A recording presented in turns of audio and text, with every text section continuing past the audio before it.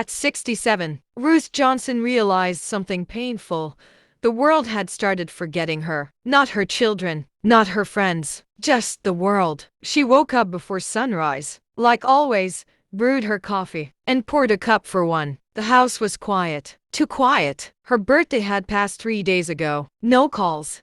No flowers. Not even a simple message. Just the hum of the refrigerator and the ticking clock. Ruth sat at the kitchen table, staring at her reflection in the window. The face looking back was strong, rich brown skin, crow's feet around eyes that had seen laughter and pain. But beneath that strength was a hollow ache. Loneliness she hadn't felt this deeply in decades. She remembered the life she had built, raising children, caring for a husband, working, giving, always putting everyone before herself. And yet here she was invisible. Out the window, young couples walked by, laughing, holding hands. Life was moving forward without her. Ruth forced a polite smile, like she always did, but inside, a storm raged. She decided to go to the cafe nearby, her usual spot. As she walked, her back brushed against her legs, and she felt the weight of years in every step. She ordered her usual black coffee and looked for a seat. Then it happened. A young cashier,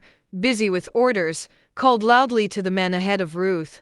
Next, Ruth froze. She wasn't even acknowledged. She had been skipped, invisible, forgotten. She carried her coffee to a corner table and sat down, hands wrapped around the warm cup. She whispered, almost to herself, "Does anybody still see me?" Her eyes welled up with tears. She blinked quickly, hoping no one would notice. And yet, even in that moment of despair, something stirred, a quiet, almost imperceptible spark. Because Ruth, who had survived loss, heartbreak, and a lifetime of sacrifice, was still here. And the story wasn't over. Someone was about to notice her. Someone was about to change her world. And in that moment, Ruth didn't know it yet, but everything she thought about love, life, and being seen was about to be rewritten. Her heart, long silent, fluttered for the first time in years. Ruth Johnson had spent decades giving her heart to others, her children, her husband, her community. And now, at 67, she had almost forgotten what it felt like to be seen for herself. It was a Thursday morning when she stepped out, feeling the familiar weight of solitude. The cafe smelled like warm coffee and baked bread,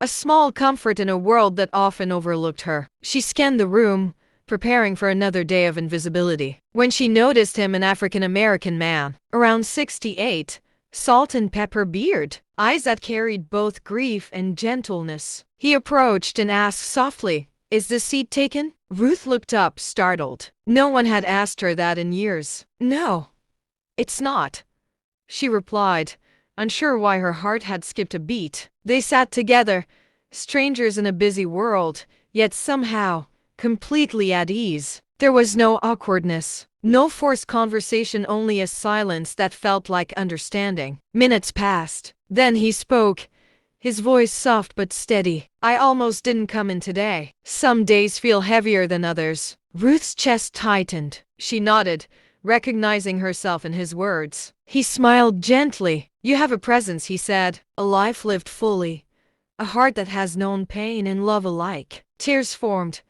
and Ruth blinked them away, afraid of showing vulnerability. But there was a relief in being recognized, in being seen without pretense. Before leaving, he said, "I come here most mornings. If you ever want company, no phone number, no expectation, just an open door." Ruth sat frozen. The simple act of acknowledgement had ignited a warmth she thought had vanished years ago. For the first time in a long while, she felt hope stirring, fragile yet undeniable. That night, she stood before her mirror, her wrinkles, her gray hair, the lines of decades lived, they all reflected a woman who had survived, endured, and now, perhaps, could begin to live for herself again. And somewhere deep in her heart, Ruth realized, being seen wasn't about age, it was about courage. And she had a spark of it left. Ruth couldn't stop thinking about him. Thursday morning arrived, and she almost didn't leave the house. She lingered in front of the mirror, adjusting her coat, smoothing the gray strands of hair that framed her dignified face. Her heart raced. Am I foolish to hope again? Is this dangerous? She wondered, but the emptiness of her quiet home pulled her forward. She needed the connection,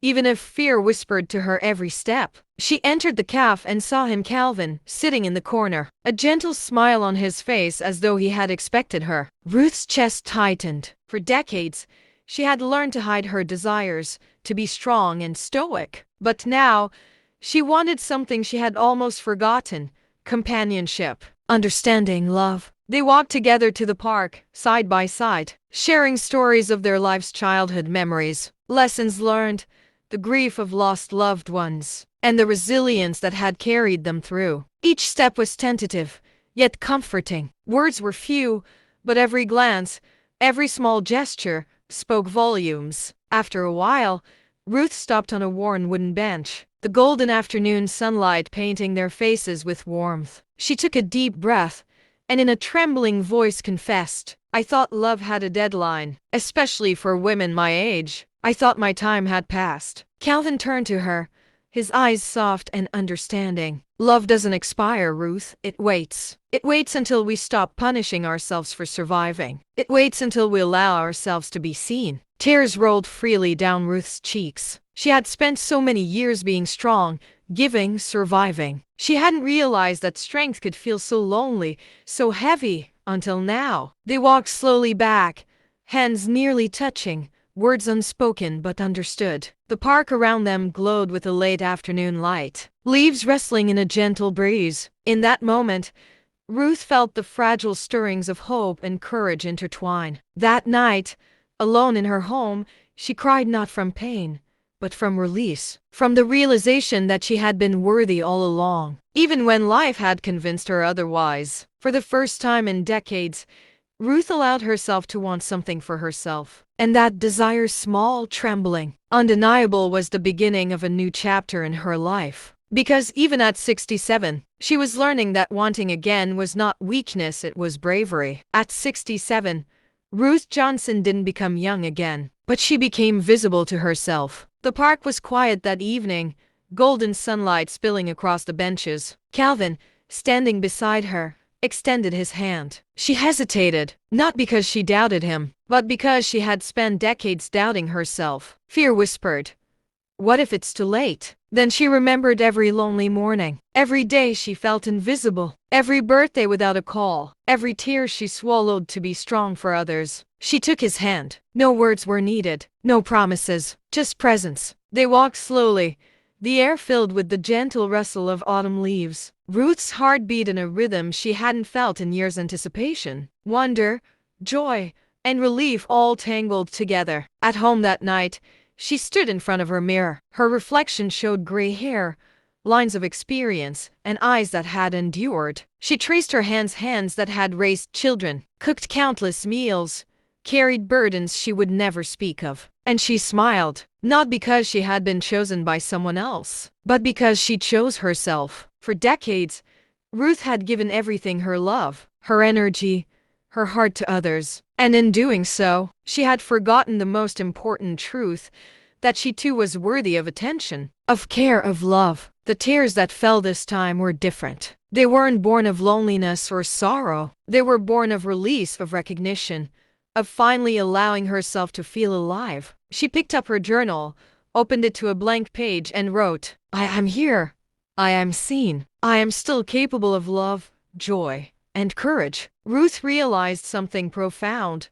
Life had not passed her by. It had merely waited for her to believe that she deserved to exist fully, not for others, but for herself. And in that moment, she understood the secret every woman over 50, 60, 70 should know. Being seen and loved is never about age. It's about allowing yourself to be brave enough to accept it. Ruth smiled at her reflection one last time before turning off the light. For the first time in decades, she was free, empowered, and ready for what life still had to offer. Because at 67, Ruth didn't just find love in another person, she found it within herself.